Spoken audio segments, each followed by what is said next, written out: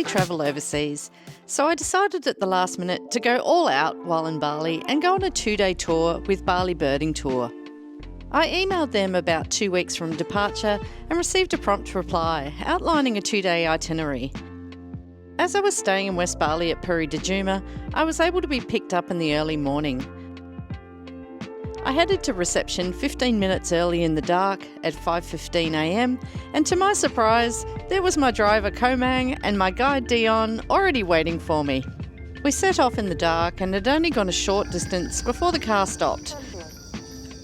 We're looking for owls. Dian played a call on a small speaker, and within minutes I was photographing a Sundarscops owl, with Dian holding the torch in just the right spot. We were off to a great start.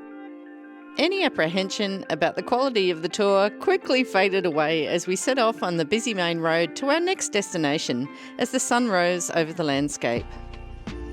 Turning off onto a side road, the crazy traffic immediately subsided and we walked through the rice paddies to a bird hide.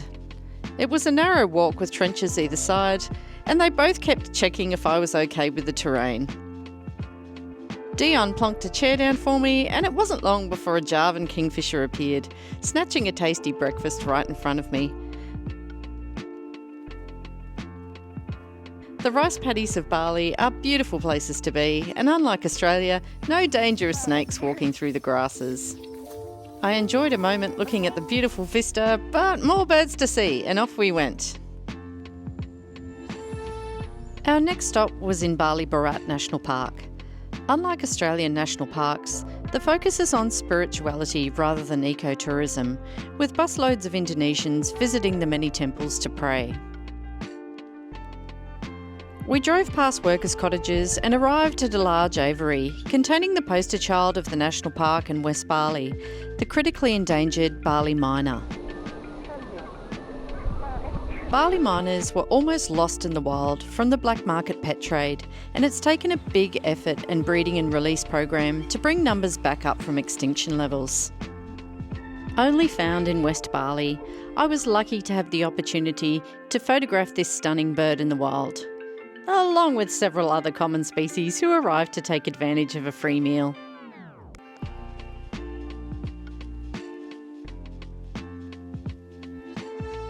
We went to a few nearby spots in the national park, with Bali Birding Tour's essential knowledge on where to find the different species.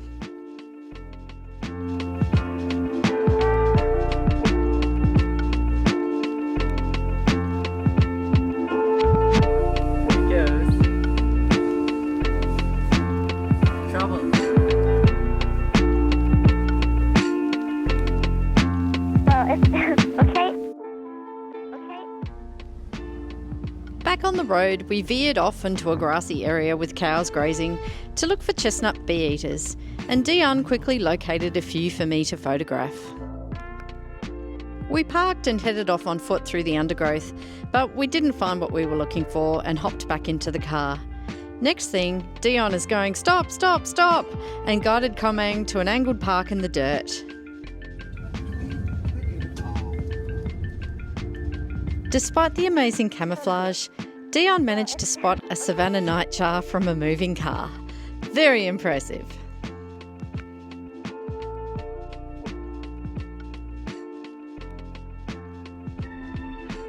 Back on the road again, stopping briefly at a temple to look for woodpeckers and spotting a freckle-breasted male and female.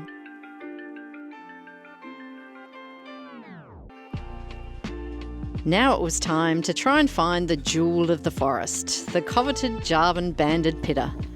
We headed to a small temple in the national park and waited at a bird hide, Dian placing some mealworms out to try and tempt the shy pitta out of the undergrowth.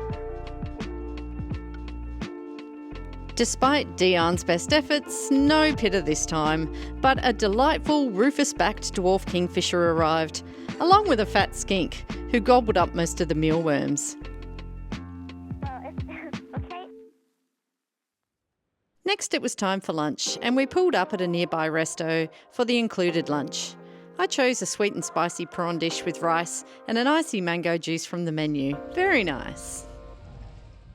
All filled up, we headed to another location to look for Javan pittas, But alas, only a brief sighting through the thick foliage, so it was back in the car and on to the next destination, this time to look for the stunning cerulean kingfisher, also known as the small blue kingfisher.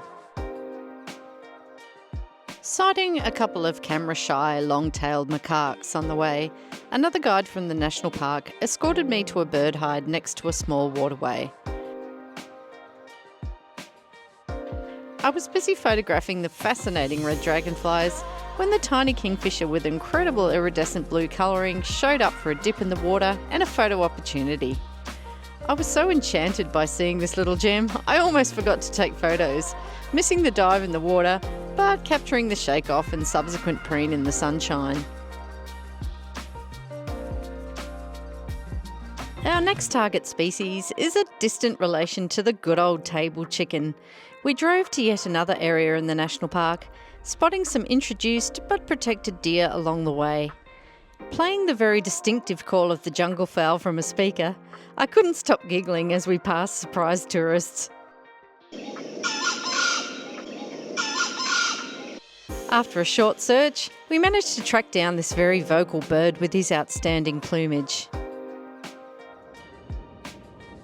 Dian was determined to find me the Javan Pitta, so we returned to the bird hide near the temple, stopping briefly when Dian spotted this gorgeous falconet high in the trees along the way.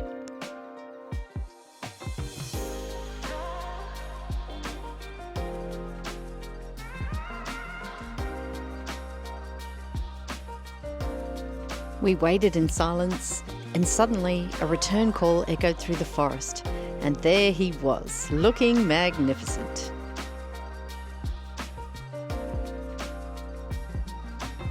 And so concluded day one of the tour, and I returned to Puri de Juma almost 10 hours later, a little weary, but on a high from seeing so many amazing birds.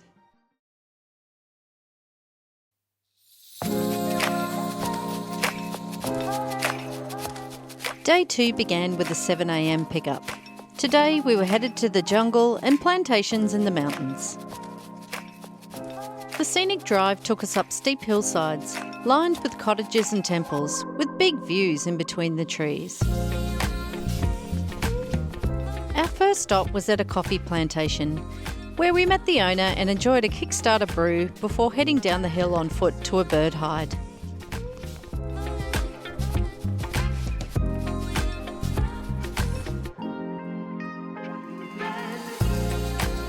Well, we didn't have to wait long today. A Javan banded pitta showed up almost immediately, this one looking a little scruffy with the change of seasons. The bird hide was a hive of activity, with several different species coming and going, and lots of photo opportunities over the couple of hours we spent there.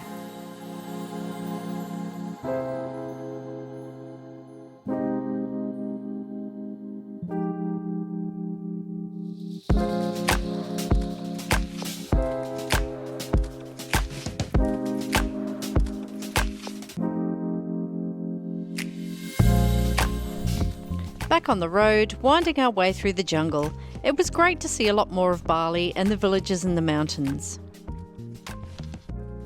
We stopped at a massive fig tree that the road went through and a couple of other spots just to take in the views, chatting all things birds along the way.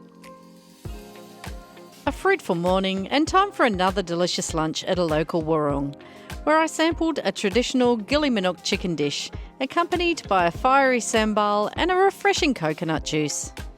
Now, I'd mentioned to Dian and Komang that I like to walk around rather than sit in bird hides, so they offered to take me for a trek through a plantation high up in the mountains.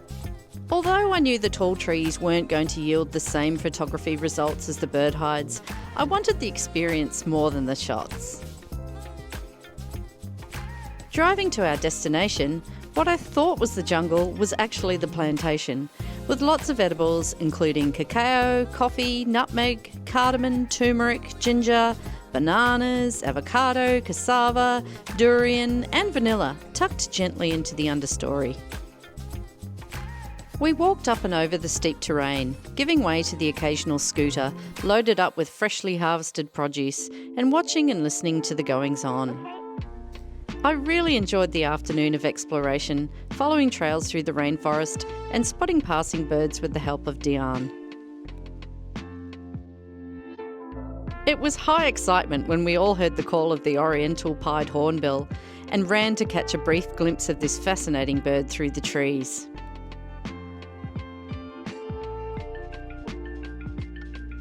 Before I knew it, I was signing the guest book with thanks, and we were off down the hill and back to Puri de Juma, with an icy cocktail waiting for me and my full memory card. The tour exceeded my expectations, the tracking skills of Dian and Komang allowing me to see far more than I ever could have done on my own, no matter how much research I did. It wasn't just the birds, it was the experience as a whole that I thoroughly enjoyed, and it was a bonus coming home with more shots than I would get in months at home. Keep in mind that the Bali Birding team are flexible to your preferences, and if you just want to clock up as many good shots as possible, they are more than happy to oblige. Local knowledge will get you to many birds in the fastest way possible.